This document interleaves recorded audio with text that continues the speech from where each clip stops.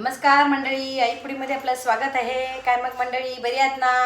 आज मी तुमच्यासाठी खास शेवग्याच्या शेंगांची भाजी कशी बनवतात ते दाखवते. तर ती मिरकुटमध्ये मी बनवणार आहे. ही भाजीचे आता सीझन आहे कोकणामध्ये, तर म्हटलं आज भाजी शेंगा आहेत तर यांची भाजी कशी बनवत तुम्हाला दाखवूया. आता सर्वात आधी काय करायचं, तर शेवग्याच्या शेंगा आहेत त्या सोलून घ्यायच्या. तर तिची साल आहे ती साफ करून घ्यायची अशी भाजी बनवण्यासाठी. शेंगा आता धुवून घेते, याच्या धुवून घ्यायच्या.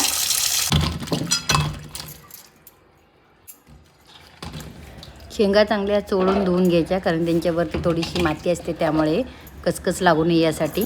शेवग्याचे शेंगा आता शिजत जाते थोड्याशा पाण्यात, जास्त पाणी नाही घालत, शिजवून घ्यायच्या शेंगा. आता गॅसवरती शिजत ठेवते. बारीक थोडासा, जास्त मोठा गॅस करत नाही, थोडासा नॉर्मल करते आणि त्याच्यावर ते ताट झाकून ठेवायचं. एक 10-15 मिनिटात शेंगा शिजतील. शेंगा शिजतात तोपर्यंत मी मिरकूट तयार करून पॅकबंद डब्यात ठेवलं होतं, सुका मिरकूट. आता ह्याच्यामध्ये फक्त आपल्याला लसूण घ्यायची आहे. ती लसूण भाजून घेते तव्यावर, आणि लसूण भाजून ती या मिरकूटमध्ये मिक्स करून ते मिरकूट तयार करायचं. आता हे सुकं आहे, लसूण घातलं की ओलं मिरकूट तयार होतो. शेवग्याची शेंगा शिजत ठेवल्या आहेत, तर त्या दरम्यान आता दुसऱ्या गॅसवर मी तवा ठेवला आहे, त्याच्यामध्ये लसूण भाजून घेते. मागच्या व्हिडिओत मी तुम्हाला दाखवलं आहे मिरकूट कसं तयार करतात, तर त्याप्रमाणे मिरकूटची मी पावडर तयार करून ठेवली होती. तर त्याच्यामध्ये आता लसूण लागणार आहे, तर मग ही लसूण मी आता भाजून घेते. लसूण आता तरी बघा अशा प्रकारे भाजून घ्यायची चांगली. ते भाजून झाले, मी डिशमध्ये काढून घेते लसूण सगळी भाजलेली. ती सोलून घ्यायची आता, थंड झाल्यावर, गरम आहे ना. सर्व लसूण मी आता सोलून घेतले. आता याच्यामध्ये मिक्सरला टाकून मीठ पण टाकणार. मीठ टाकल्यामुळे काय होतं, तर पटकन वाटली जाते. वाटून झाल्या त्याच्यामध्ये मिरकूट टाकून वाटून घेणार. ही लसूण अशी बारीक वाटून घेतली. आता याच्यामध्ये मी मिरकूट टाकते. तर मिरकूट टाकून पुन्हा वाटून घेणार. पावडर करून ठेवली होती पहिली ती.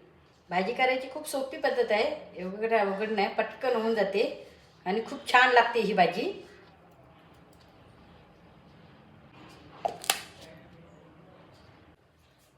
हे बघा असं चांगलं मिक्स करून घ्यायचं, असं वाटून घ्यायचं चांगलं. शेवग्याच्या शेंगा शिजले बघा चांगल्या प्रकारे. आता या शेवग्याच्या शेंगा एका ताटामध्ये काढून घेते. हे बघा शिजले, हे बघा अशी चांगली शिजली. हे बघा शेवग्याच्या शेंगा अशा प्रकारे शिजवून घ्यायच्या. मी जेव्हा शिजत घातले तेव्हा पाणी होतं, आता त्याच्यामध्ये पाणी अजिबात नाही, पूर्णपणे सुकवून घेतलं आहे. अशा प्रकारे पाणी ठेवायचं आणि आटवून घ्यायचं पाणी सगळं.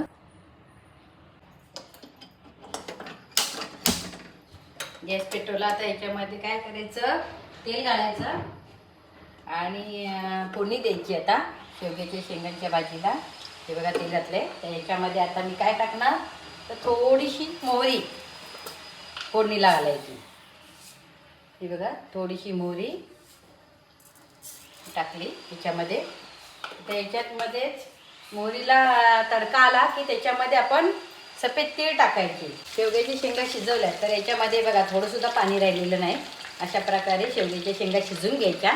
आता मोहरीचा तडका होत आला आहे, मोहरी चांगली उडते. आता ह्याच्यामध्ये काय टाकणार, थोडंसं जिरं,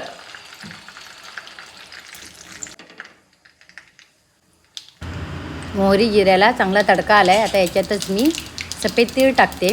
मोहरी, जिरं आणि सफेद तीळ यांचा तडका दिल्यामुळे काय होतं, तर शेवग्याच्या शेंगा खाताना त्यांची तिघांची पण टेस्ट खूप छान येते. आणि चांगल्या प्रकारे त्यांना भाजून घ्यायचं, म्हणजे त्याची टेस्ट आपल्याला शेवग्याच्या शेंगांमध्ये लागते. आणि शेवटी मिरकूट टाकायचं. मिरकूट टाकल्यावर चांगल्या प्रकारे हलवून घ्यायचं, एकजीव झालं पाहिजे. आणि त्याच्यामध्येच आता आपण आपला भाजका मसाला घालायचा. ते भाजका मसाला घातल्यामुळे टेस्ट चांगली येते. थोडासा तिखटपणा येण्यासाठी भाजका मसाला घातला. ते चांगलं पुन्हा एकजीव केल्यावर त्याच्यामध्ये आता शेवग्याच्या शेंगा टाकायच्या. आणि मी आता ह्याच्यामध्ये मीठ टाकणार नाही, कारण का मिरकूटमध्ये मी बऱ्याच प्रकारे मीठ टाकलेलं आहे. तुम्हाला पाहिजे तर तुम्ही चवीनुसार परती पाहिजे तर मीठ टाकू शकता. शेवग्याच्या शेंगा टाकल्यावर चमच्याने चांगलं शेवग्याच्या शेंगाने तो मसाला एकत्र करून हलवून घ्यायचं मिश्रण सगळं. ते शेवग्याच्या शेंगांना मसाला सगळा लागला पाहिजे. भाजी चांगली हलवून झाल्यावर त्याच्यावर झाकण ठेवून द्यायचं 5 मिनटासाठी. 5 मिनटानंतर ताट काढून सगळ्यात शेवटी वरती कोथिंबीर घालायची आणि पुन्हा कोथिंबीर घालून झाल्यावर पुन्हा 5 मिनटासाठी झाकण ठेवून द्यायचं. ही बघा अशा प्रकारे शेवग्याच्या शेंगांची मिरकूट टाकून फ्राय केलेली भाजी खूप टेस्टी लागते. खाऊन बघा, करून बघा, झटपट पटापट होऊन जाते. काय एवढा त्रास नाही, सोपी पद्धत एकदम छानपैकी. कोकणी शेवग्याच्या शेंगांची मिरकूट टाकून भाजी. शेवग्याच्या शेंगाची भाजी तिळकुटातली तर मी खाऊन बघते. याच्यामध्ये मीठ घालायची गरज नाही लागली, कारण का मिरकुटामध्ये मीठ होतं, त्यामुळे मीठ घालायची गरज नाही लागली.